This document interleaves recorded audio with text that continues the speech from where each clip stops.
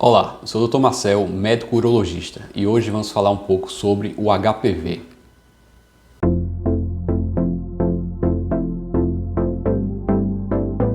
O HPV é um vírus que é transmitido através do sexo, e HPV é a sigla do inglês para papiloma vírus humano.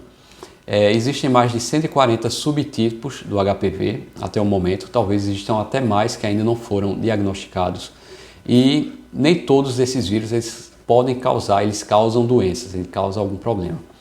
Em torno de 50% da população sexualmente ativa, ela em algum momento da sua vida vai ter contato com HPV. Porém, dessas pessoas, em torno de 70% até o primeiro ano, ela vai apresentar uma cura espontânea, e em torno de 90% até o segundo ano, após o contato com HPV, também vai apresentar uma cura. Só que 10% dessa população que teve contato com o vírus, ela pode passar a ser um portador assintomático que vai transmitir o vírus, vai transmitir o HPV para seus parceiros sem nem saber que tem a lesão, e alguns podem desenvolver doenças. As principais doenças relacionadas ao HPV são o aparecimento de lesões na região da genitália, tá certo? Que são principalmente as verrugas. Verrugas são aquelas lesões, aqueles carocinhos que lembram uma couve-flor, tá? Que no homem principalmente vai ter um aparecimento na base do pênis, mas também pode acometer a glande, que é a cabeça do pênis, tá certo? A região púbica, que é aquela região onde aparecem os pelos em maior volume, na bolsa escrotal, no escroto, na pele do escroto, que é aquela bolsa que envolve, tá certo? Que tem os testículos dentro dela. E mulheres também podem desenvolver o HPV na região da vulva, através de verrugas, tá? Pessoas que praticam sexo anal também podem apresentar essas verrugas, tá certo? Na região anal, após adquirir devido ao sexo anal, ao coito anal. Geralmente estão relacionadas a dois subtipos do HPV, que seriam o subtipo 6 e o subtipo 11, principalmente.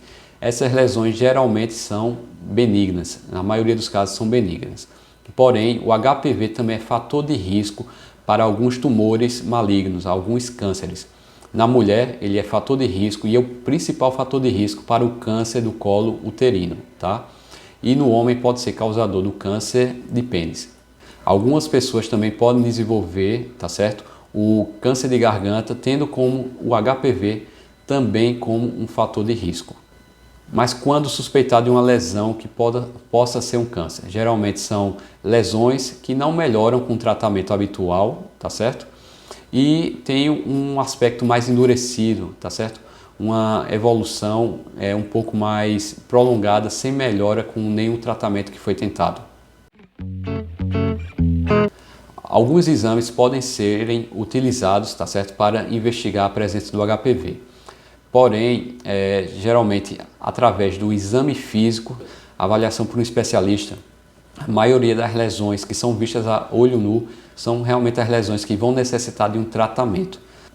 E alguns pacientes podem ser submetidos também a um exame chamado peniscopia ou genitoscopia, que é a avaliação através de uma lente de aumento, de uma câmera, tá certo? Durante esse exame é aplicado também uma substância chamada ácido acético, tá certo? E lesões típicas do HPV, elas vão apresentar uma alteração da coloração após a aplicação dessa substância. Geralmente as lesões ficam mais esbranquiçadas, que a gente chama de lesões aceto-brancas. E para o tratamento das lesões visíveis, podemos lançar mão de vários procedimentos, tá? Temos como fazer a cauterização da lesão, tá certo? Através da energia elétrica, tá certo? Uma eletrocoagulação, tá? A gente queima essas lesões causadas pelo HPV, essas verrugas causadas pelo HPV, tá? Também podemos realizar a cauterização química da lesão através de um ácido, tá? Alguns pacientes também podem ser tratados através do congelamento da lesão, que é a crioterapia utilizando nitrogênio líquido.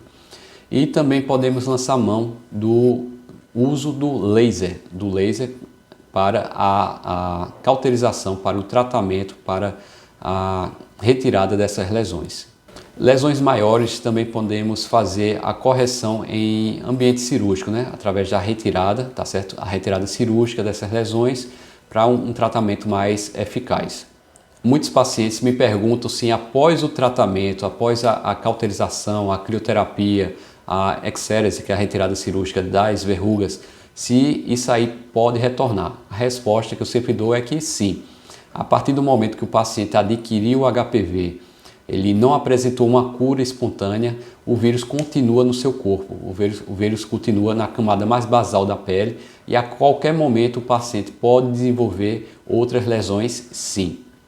E qual seria uma forma de prevenir esse vírus que está sendo tão frequente e cada vez mais presente na nossa população? Seria o uso do preservativo.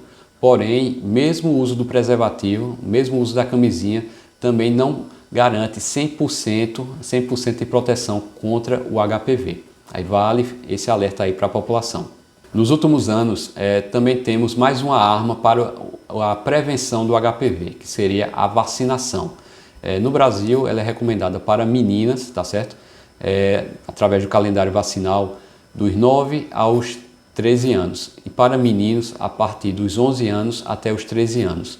Porém, pessoas até 26 anos podem também realizar a vacinação, que pode ser feita através de 2 doses ou de 3 doses, dependendo muito do laboratório.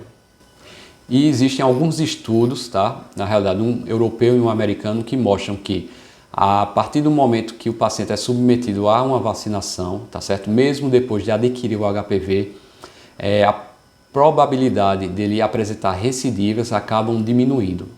Porém, esses estudos ainda carecem de melhores avaliações com um número maior de pacientes para poder realmente ver se isso aí é a realidade para o HPV. E eu deixo o alerta para o crescente número de pacientes, tá certo? Que vem me procurando com HPV, com lesões devido ao HPV. Verrugas, pacientes já com lesões cancerígenas, tá certo? Quando a gente vai fazer a investigação, faz a avaliação, a captura híbrida, vê que aquela lesão é devido ao HPV, fez a biópsia, mostrou que era maligna e foi devido ao HPV. Esse número é cada vez maior, tá? Fico alerta, tá? Se previnam, tá certo? Evitem relações sexuais sem preservativo. E eu encerro aqui com esse alerta. Um forte abraço a todos, até mais.